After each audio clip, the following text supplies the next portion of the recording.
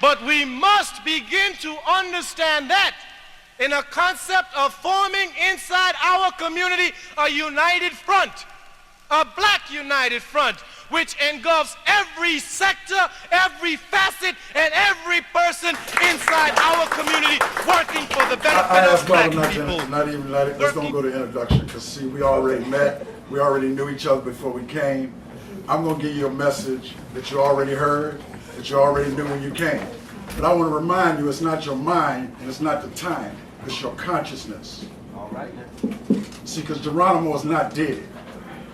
Geronimo's more alive now than he ever was in the time he was here amongst us.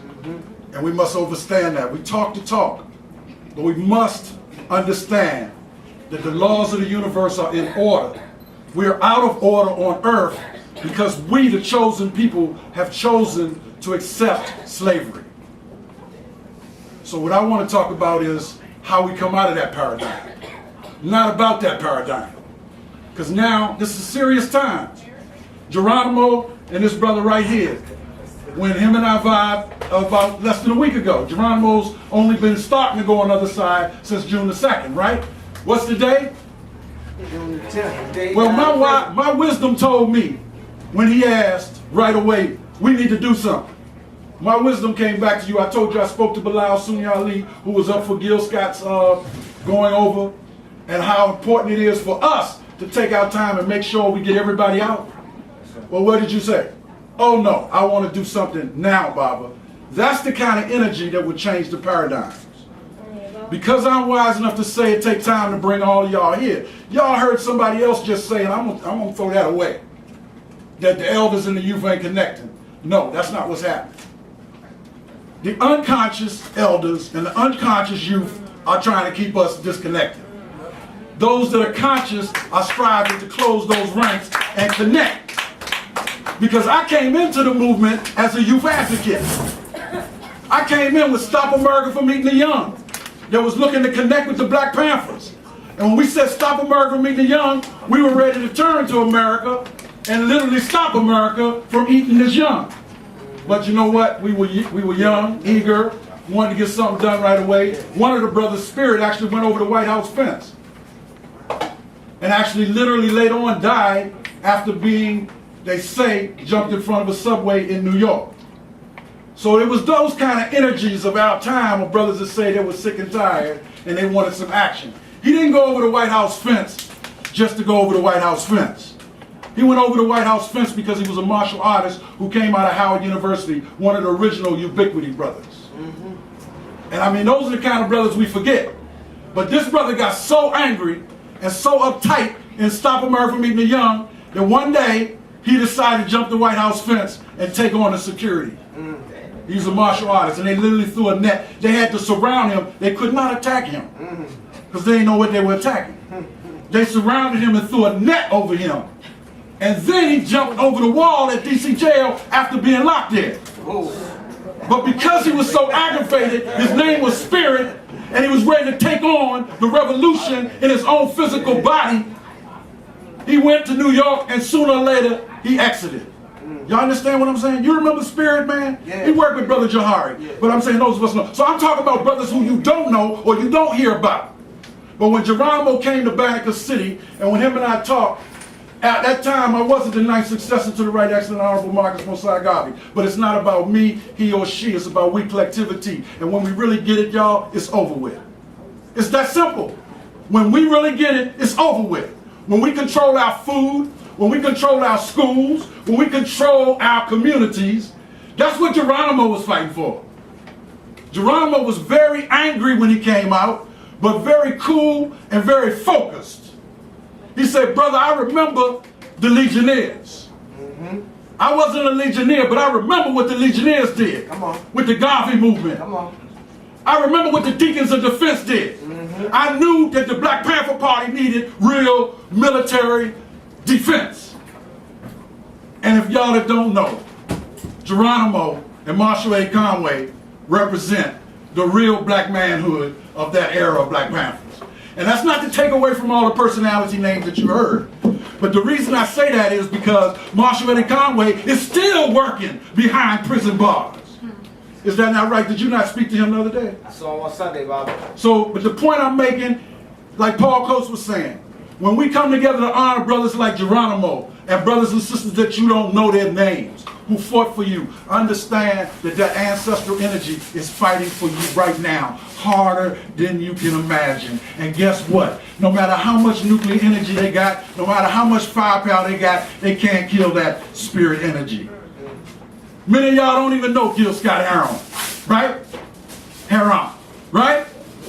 Just tell the truth. Do y'all know Gil? Yes. Oh, come on, y'all don't know Gil Scott. Let me do this with you for a minute. You might know him in your mind, but you don't know him in your consciousness. You don't. What kind of music did Gil do?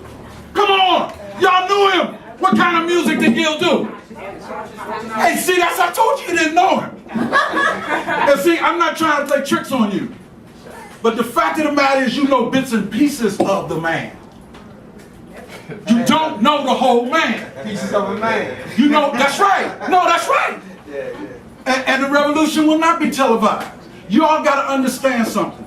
That when Bilal said to me the other day, Bilal Sunni Ali will be here August the 6th, by the way. Y'all want to see a living revolutionary. Oh, yeah. Who got land and beliefs, who soon will be an ambassador for the UNIA, who's a former president of Republic of New Africa. See, because you can have all the organizations you want, but until you get your organ ready to deal with an organization, National Black United Front was started in 1980. But it didn't just, I mean, it was already happening. You understand my point? And we printed about it in Garvey's voice. The NAACP, the UNIA, the PGRNA, all of those, AAPRP, all of those are movements that are dedicated to help free you. Is that not right? We have more in common than we don't. So let's get this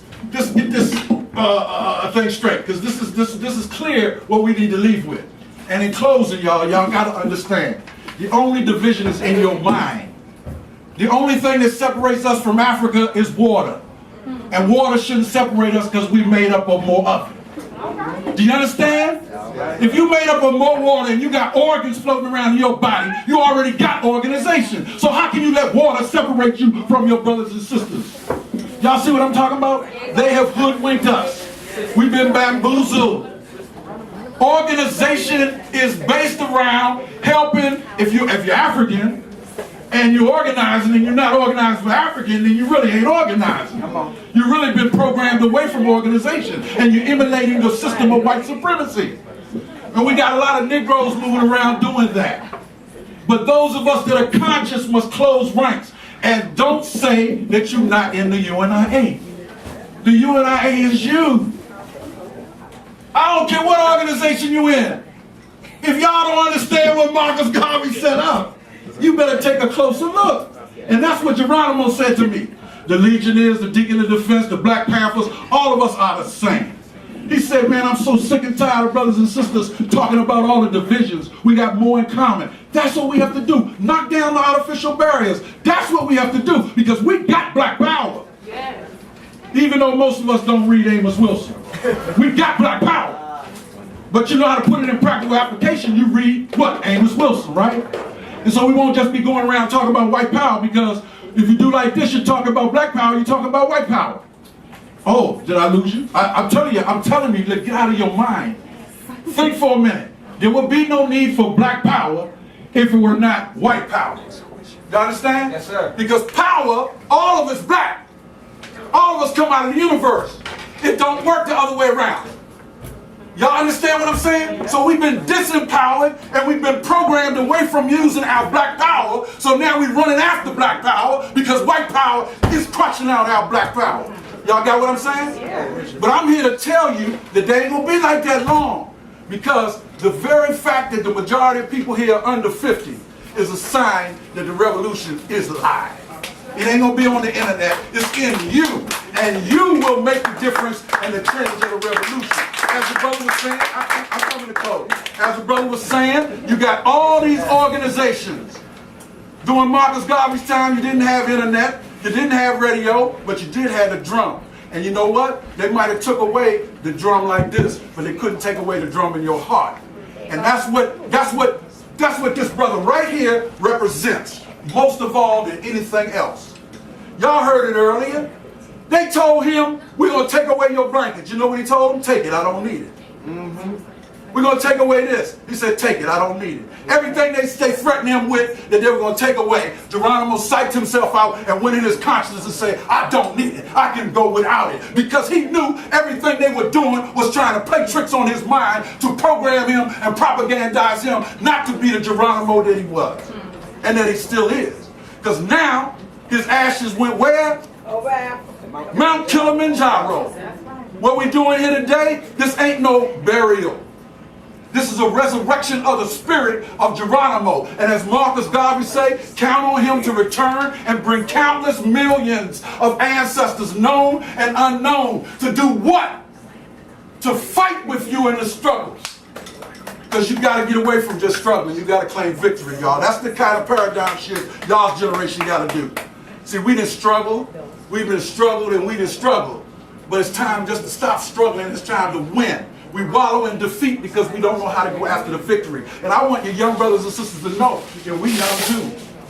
We're not just old-time elders, Baba. We still can kick a rug up on the dance floor. Is that not right, Baba? We still want to be young men, right, Baba? Y'all understand what I'm talking about? You know, let me tell y'all what Charles L. James told me. He was 80-some years old, who walked and talked and was trained by Marcus Garvey. He said, Senghor, if it was left to me, death would die. So y'all don't look for death, y'all look for the living. That's why I said we ain't gonna beat the hell out of you. If anything, we're gonna beat the heaven in you. We want to flip that. You understand what I'm talking about? Because the fact of the matter is, we are closer to victory than we can imagine. That's why the oppression is getting so brutal. That's why they bombing Africa right now. They have the audacity to go into Libya without our consent. But you know what? They're all over Africa. And they're going to continue to do that as long as Africans around the world continue to not understand that Africa is the cradle of civilization. It's our natural spiritual habitat. No matter whether you call yourself African or not, it's a fact that every black person that got melanin in them is closer to Africa than all the rest of the world. Because actually all humanity comes from Africa. They already said it. They said that. But we run around still not understanding. Geronimo understood it. Geronimo, when he got his money, he didn't flip off. He started helping brothers who were incarcerated, who don't got nobody. Did y'all know that? That's an example of black manhood. They still trying to kill Malcolm, huh, Kaba? They still trying to kill Garvey. They still trying to kill King. They're going to keep on trying to kill Geronimo. But they can't kill the spirit of those black brothers, nor the black sisters that fought for us. And don't forget Nanny Helen Burroughs. Don't forget Anna Julia Cooper. A lot of times we talk all about the great warriors. And yes, there ain't no black man without a black woman. Because all of us come through a black woman. So y'all young sisters, get it right. It's not just your black man you want right. You want all black men to get up and stop playing around. And if y'all tell them to do it, trust me. Sooner or later, when you don't give them no loving, cut them off. You cut them off, they gonna do it. I'm telling you, I can testify. I can testify. You know, I done done my share of moving around, but I know for a fact that when a black woman is ready to get your stuff together and get you right, she will motivate you, and she will not only be behind you. Y'all heard the warrior sister come up here. Several of them. Actually, there is no revolution without youth and black women. Check the history out, y'all. We've been hoodwinked in South Africa too. You know what I'm talking about, right? So anyway, it's very important, y'all. We've been hoodwinked. We run around here talking about hip hop and we still settle for slop hop on the radio. Oh, I'm gonna tell it, y'all, because I was a youth. When I came into UNI, I was in my 20s. And I still feel good about that. I got grandchildren and all. But whenever, Baba, you said it earlier, whenever we see the youth come in the house, we know that something went right in the revolution. Is that not right? And you and I don't have to go try to be labeled as #1 terrorists. Because that's what we already labeled as. Because we are the survivors. Those old heads like Amamu, yeah, I will tell him Amamu, been doing it since the 60s. But consistency. And that's what I see y'all doing. And that's what I want to applaud the National Black United Front in the person of Baba Mama, in the person of my brother here. You understand what I'm saying? Because he ain't just on the set. And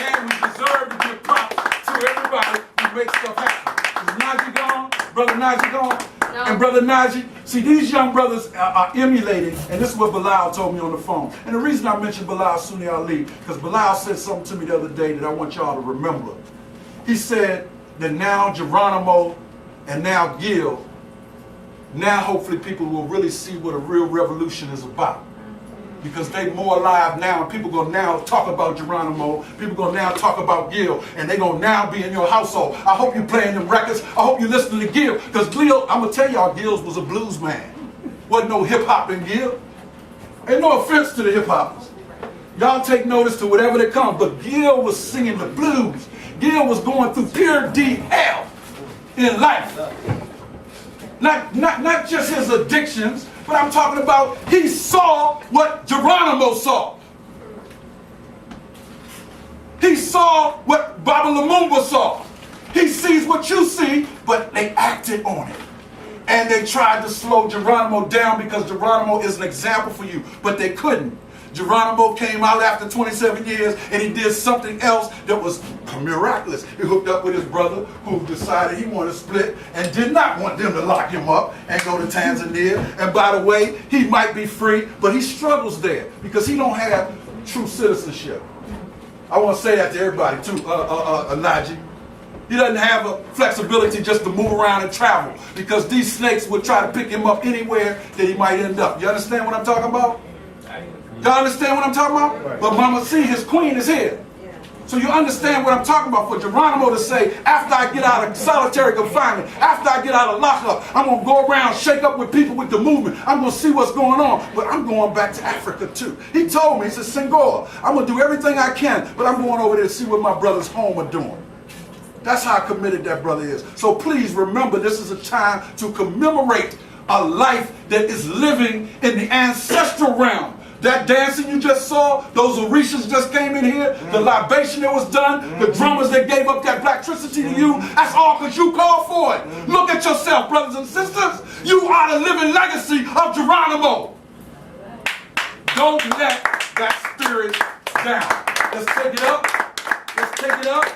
And the more of us that know Geronimo, the more of us will be as all of us might not be a Geronimo, we're going to be our own selves. But the fact of the matter is you're going to rise up and you're going to do something to contribute to the revolution. And will not be televised. Garvey lives in all of us. Geronimo lives in all of us. Nanny Helen Barrows, all of us. Anytime we want to call on those ancestors, we have them. But don't be content with the food of chickens. Don't run around here being afraid of nothing because you're going to die too soon. Don't be afraid of death. Live while you can.